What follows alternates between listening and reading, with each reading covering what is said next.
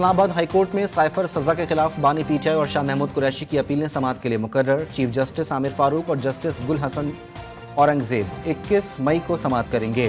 15 مئی کو cause list منسوخ ہونے کے بعد سماعت نہ ہو سکی تھی۔ ایف آئی اے کے اسپیشل پروسیکیوٹر کے دلائل مکمل ہونے کا امکان۔ بانی پی ٹی آئی کے وکیل دلائل دیں گے۔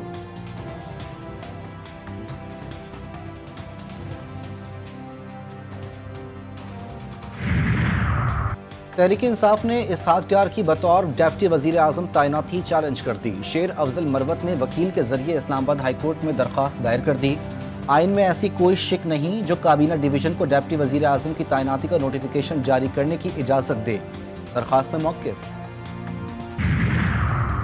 ملتان میں قومی اسمبلی کے حلقہ 148 پر ضمنی انتخاب کا مارکہ آج ہوگا۔ سنی اتحاد کونسل کے امیدوار بیرسٹر تیمور الطاف ملک کا مقابلہ پیپلز پارٹی کے قاسم رضا گیلانی سے ہوگا۔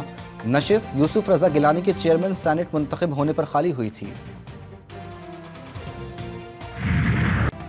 لاہور میں پاکستان کے پہلے آئی ٹی سٹی منصوبے کا افتتاح کر دیا گیا۔ ڈیفنس فیز 7 میں آئی ٹی سٹی منصوبے کے حوالے سے تقریب کا انعقاد۔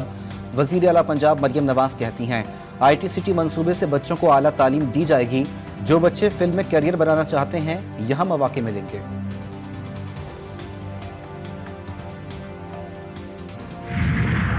خوشاب میں ہولناک ٹریفک حادثہ۔ پنج پیر مناوا روڈ پر تیز رفتار منی ٹرک کھائی میں جا گرا۔ حادثے میں 5 بچوں سمیت 14 افراد موقع پر جاں بحق، 8 افراد شدید زخمی ہوئے۔ بدقسمت مسافر بنو سے وادی سون جا رہے تھے۔ حادثہ بریک فیل ہونے کے باعث پیش آیا۔ وزیر داخلہ محسن نقوی کا حادثے پر افسوس کا اظہار، لواحقین سے اظہار تعزیت۔ مانسہرہ کے شوگران روڈ پر سیاحوں کی جیپ کو حادثہ، 2 طالبات حلیمہ اور زرمینہ جاں بحق، پرنسپل سمیت 7 افراد شدید زخمی ہو گئے۔ مظفر گڑھ میں غیرت کے نام پر بھائی نے بہن کو قتل کر ڈالا۔ واقعہ تحصیل علی پور میں پیش آیا۔ پولیس نے مقدمہ درج کر کے ملزم کو گرفتار کر لیا۔ اوزدار میں مقامی کونسلر اور قبائلی رہنما کا اغوا، ورثہ اور علاقہ مکینوں کا کوئٹہ کراچی شاہراہ پر دھرنا۔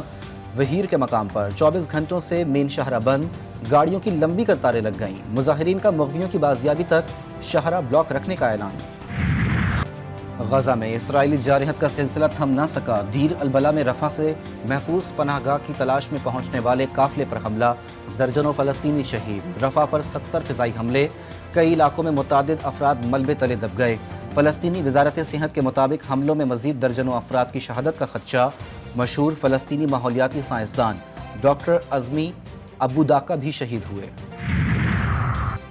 حماس کی بھی اسرائیلی فوج کے خلاف چھاپہ مار کارروائیاں جاری۔ جبالیہ میں ایک فوجی ہلاک۔ القسام بریگیڈ کے مطابق مشرقی رفح میں التنور کے ایک مکان میں موجودہ 15 اسرائیلی فوجیوں کو نشانہ بنایا گیا۔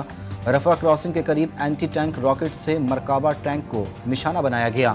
اسرائیلی اپاچی ہیلی کاپٹر اور اینٹی ایئر کرافٹ میزائل سام 7 سے تباہ کر دیا گیا۔ ایک اسرائیلی فوجی بلڈوزر کو بھی رفح میں تباہ کیا گیا۔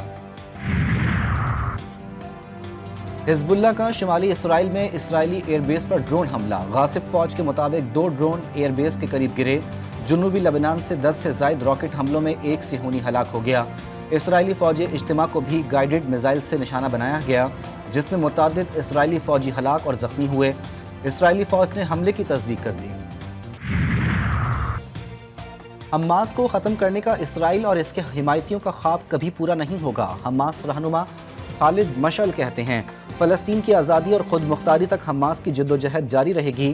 ہر شہید کی شہادت ہمارے عزم کو تقویت دیتی ہے۔ اللہ اسرائیل کو شکست دینے کی سعادت حماس کو دے۔ ملک بھر میں شدید گرمی کی لہر برقرار۔ نواب شاہ سکھر سمیت سندھ اور پنجاب کے میدانی علاقوں میں پارہ 46 ڈگری کو چھو گیا۔ لاہور میں درجہ حرارت 43 ڈگری تک پہنچ گیا۔ کراچی میں بھی سورج آگ برسانے لگا، پارہ 40 ڈگری کو چھو گیا۔ اسلام آباد اور پشاور میں درجہ حرارت 37 ڈگری ریکارڈ۔ خیبر پختونخوا، شمالی وسطی بلوچستان، بالائی پنجاب، اسلام آباد، گلگت بلتستان اور کشمیر میں کہیں کہیں بارش کا امکان۔ اور پاک انگلینڈ T20 سیریز، قومی ٹیم کی بھرپور تیاریاں جاری۔ ہیڈنگلے لیڈز میں پریکٹس، کھلاڑیوں کے بالنگ، بیٹنگ اور فیلڈنگ کے بھرپور سیشنز۔